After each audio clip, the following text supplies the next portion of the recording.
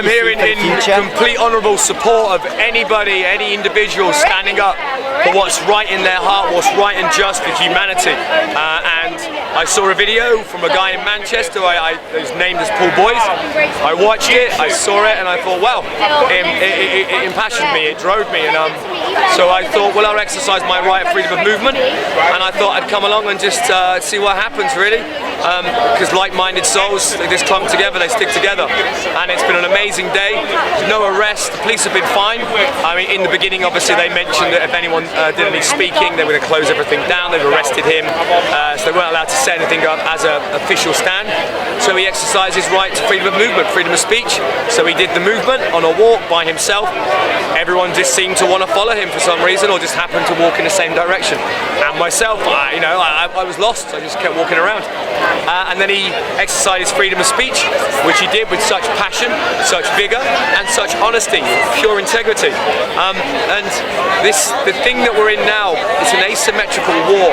And unfortunately, people can't comprehend an asymmetrical war because it's like a multifaceted diamond.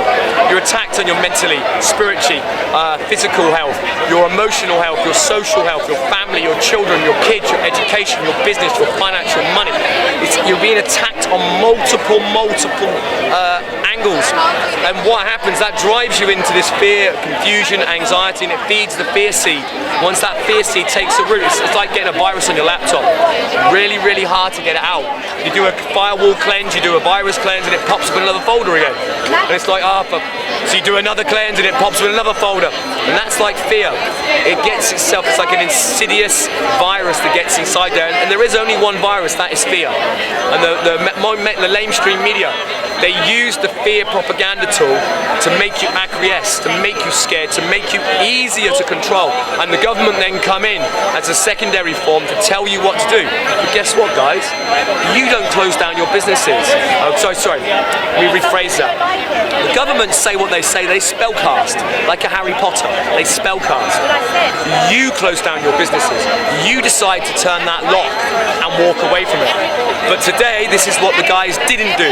They decided to keep that unlocked, to keep it going, okay? Because they're exercising their freedom to write, freedom to movement, freedom to basically survive in this world. By doing that, they're standing up against tyranny and oppression. It's a thin veil. It's like a house of playing cards.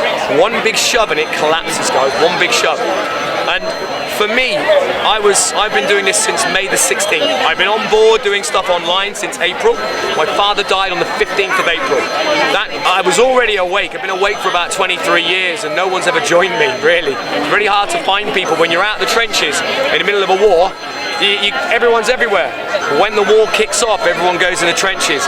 The truth seekers, the ones that are awake, are easy to find out because they're not in the trenches. They've been in the war the whole time. And you wander around and you can see people that are so easy to connect to. So this pressure, this tyranny, this oppression, this veil that's pushing down, is making it easier for people like myself to find like-minded souls, like here today. And when you realise you're in the war together and we're fighting for the freedom of the rights that have been taken away from us unscrupulously, they've been clawed away bit by bit. They've been done it through here. So when the government tell you something, you're going to have to listen to them. Where's their evidence? Where's their risk assessment for wearing a mask? Where's the risk assessment for doing hand sanitizer? Where are the risk assessments, guys? Because if you get ill from it, who are you going to sue? Who are you going to sue? Who are you going to take to court? What insurance are you going to claim from a pub or a restaurant or wherever it is, a school? Where are you going to go to get your money back from losing time at work? Obviously people aren't working at the moment, aren't they? Most people are at furlough until next year, because that's the lockdown now, guys. They've told you it's going to be December. That is BS. Next February, guys, is when they're going to tell you when they're opening. Donkey and carrot, donkey and carrot. I said to people 2 months ago, November the 5th, they're going to lock the country down. November the 5th, everyone laughed at me. Even some of the awoke people laughed at me. What happened? On the 31st of October, Boris Johnson came, a politician, on a Saturday, came on television and told the 5th of November, on a Thursday, not a Monday or a Friday, a Thursday. If you know anything about astrological timings, you know anything about occultism, whether you believe it or not is irrelevant. Whether you're religious or not is irrelevant. The people that are behind this insidious tyranny, they truly believe in it. Just like a priest prays to God, there are individuals out there that pray to the dark, okay? And they practice things beyond your comprehension. And they will do these things, and it's occultism. Occultism's like fire. You can use it to warm your hands, you can use it to scold people. the intention behind it, guys. And their intention is to burn you guys. Eugenics at its best here. We're doing it in Birmingham with the BAME group, that racist name. Look at the word BAME. Black, Asian, minority, ethnic. Doesn't make sense. It should be black, Asian, ethnic minority. And they change it round so BAME looks like blame. Pizza coming in.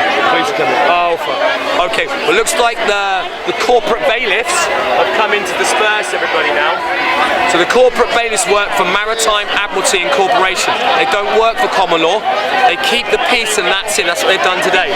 Now they're going to start taking things apart, looking to get fined. Yeah, I know. Let's go. You are amazing, beautiful beings of light. Do not be fooled by the propaganda. You are beautiful. You are super powerful, guys. Super powerful. Go inwards, not outwards. Don't war outside of yourself. Go in. Find yourself. Find your true calling.